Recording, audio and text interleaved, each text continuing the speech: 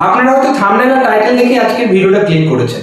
আজকে আপনারা এই ভিডিওতে জানতে পারবেন যে কি রকম ভাবে আপনারা যদি সতর্কিত না থাকেন আপনাদেরকে বোকা বানিয়ে আপনার নাকের ডগা থেকে আপনার ব্যাংক অ্যাকাউন্ট থেকে লক্ষ লক্ষ টাকা হাতিয়ে নিচ্ছে।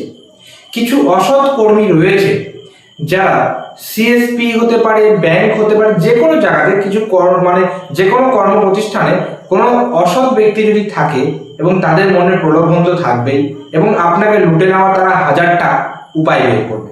আজকের ঘটনাটা বলছি, একটু শুনুন মন দিয়ে, কারণ কোনো ঘটনা যখন ঘটে তার পিছনে বা তার আগে অনেক সতর্ক বাণী থাকে যেগুলো আপনাদেরকে কিন্তু শেখায়, সেই ঘটনাগুলো আপনাদেরকে শেখায় যেগুলো আপনাদের শেখা উচিত এবং মাথায় রাখা উচিত। তো ঘটনাটা একটু এইরকম যে মালদা জেলায় ইংলিশ বাজারে একটা সিএসপি ছিল, গ্রাহক পরিষেবা কেন্দ্র। সেই সিএসপিতে কি করেছে, বেশ কিছু যখনই সিএসপি থাকে কোনো ব্রাঞ্চের শাখা মানে সিএসপি, সেখানে বিভিন্ন মানুষ টাকা জমা করে জমা তোলা করে। সেই ইংলিশ বাজারের কিছু স্থানীয় লোক ওখানে ব্যাংকে মোটামুটি ভালো অ্যামাউন্টের টাকা 5 লক্ষ, 6 লক্ষ, 10 লক্ষ এরকম টাকা রাখে ব্যাংকে, নিয়ে সেই ব্যাংকে তার সিএসপিতে টাকা জমা করে এবং জমা করার পর যখন তারা টাকা তুলতে যায় সেই সিএসপিতে, তখন সিএসপি যে ওনার আর কি সিএসপিটা যার, সে কি করে আঙুলের ছাপ নেয় এবং আঙুলের ছাপ নিয়ে ওই গ্রাহকদের টাকা তুলে নেয়। মানে আঙুলের ছাপে বিভিন্নভাবে অনেকবার চেষ্টা করে, অনেকবার আর কি অনেকবারে কিন্তু টাকাগুলো তুলে নেয়, বেশ কিছু একজনের নয় বেশ কিছু জনের। এবার তারা যখন বলছে, তাদেরকে জবাব দিচ্ছে যে লিঙ্ক ফেলিওর, লিঙ্কে প্রবলেম, যখন হচ্ছে না, এবার ব্যাংকে টাকা তোলার এসএমএস আসছে, সেই এসএমএস এর যখন তাকে বলছে, সে কিন্তু যে সিএসপি ওনার, সে বিভিন্নভাবে উল্টো পাল্টা ভুলিয়ে ওই কথাটাকে পাশ কাটিয়ে চলে যাচ্ছে। পরে স্থানীয়দের এবার সন্দেহ হয়, তারা এবার মেন ব্রাঞ্চে গিয়ে পাসবই আপডেট করে দেখে সর্বনাশ, ব্যাংক থেকে তাদের অ্যাকাউন্ট থেকে প্রচুর টাকা গায়েব হয়ে গেছে। এরকম করে টোটাল 2 কোটি টাকা বিভিন্ন জনের মিলিয়ে টোটাল 2 কোটি টাকা সেই সিএসপি ওনার কিন্তু লুটে নিয়েছে। এই জিনিসটা যখন জানতে পারে তারা সহজেই থানায় রিপোর্ট করে এবং তারপরে তো সেগুলো পরে স্টেপ, সেগুলো আপনারা পুরোটা প্রতিবেদনে পড়ে নেবেন, ভিডিও ডেসক্রিপশনে আমি লিঙ্ক দিয়ে দেবো। কিন্তু বিষয় সেটা না, বিষয় হচ্ছে এই জায়গাতে যে আপনি যখন দেখছেন সিএসপিতে টাকা জমা দিচ্ছেন, টাকা জমা দেওয়ার পর আপনার অ্যাকাউন্টে মেসেজ আসছে ফোনে, আপনি তো সেখানেই বোকা বেনে যাচ্ছেন। আপনি দেখছেন আপনার অ্যাকাউন্ট থেকে ডেবিট হয়ে যাচ্ছে, টাকা কাটার মেসেজ দিচ্ছে ব্যাংকে, আপনি তারপরেও কিন্তু সেখানে কিন্তু আপনি বোকা হয়ে যাচ্ছেন। তাহলে এই জিনিসগুলো করার আগে অবশ্যই আপনাকে ভাবতে হবে যে আমি আঙুলে ছাপ দিচ্ছি, তারপর আমার এসএমএস আসছে, এসএমএস আসার পর আমার যতবার আঙুলে দিচ্ছি ততবার আমার এসএমএস আসছে, তাহলে কিছু তো একটা গন্ডগোল রয়েছে। সেই জিনিসগুলো কিন্তু আপনাদেরকে মাথায় রাখতে হবে, কারণ এখন আপনার জিনিস আপনাকে কিন্তু ধরে রাখতে হবে। আপনার জিনিস যে কেউ লুটে নিয়ে চলে যাবে, যে কেউ আপনাকে বোকা বানিয়ে দিয়ে চলে যাবে, সেটা করলে তো আপনি তো বোকাই থেকে যাবেন, তাই না?